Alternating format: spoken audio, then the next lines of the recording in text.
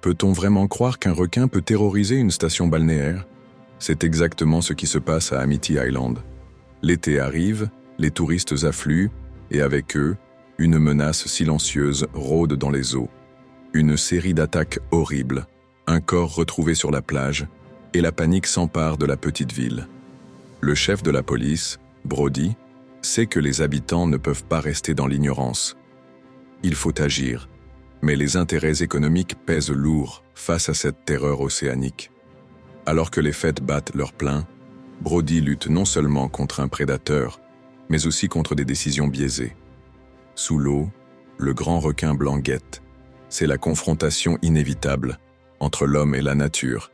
Les pêcheurs, les nageurs et les enfants innocents, tous plongés dans une fausse tranquillité. Les avertissements sont ignorés.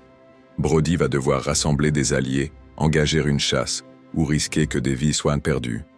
La tension monte, l'atmosphère devient lourde au fur et à mesure que la vérité émerge. Ce n'est pas juste un film d'horreur, c'est une représentation de nos peurs les plus profondes et de nos décisions face à l'inconnu. C'est un combat pour la survie, une course contre la montre avant que le requin ne frappe à nouveau. Les nuits s'illuminent de façon macabre et chaque éclaboussement d'eau rappelle la menace qui rôde en silence.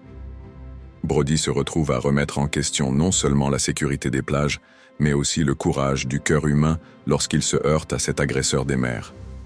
Les gens se rassemblent, la tension est palpable.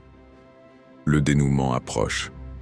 À un moment donné, il ne s'agit plus simplement de fuir, mais de faire face à la peur. La mer, magnifique et terrifiante, révèle son véritable visage. Les dents de la mer n'attendent que le bon moment pour frapper. Brody sait qu'il doit être prêt. La lutte pour la survie est sur le point de commencer.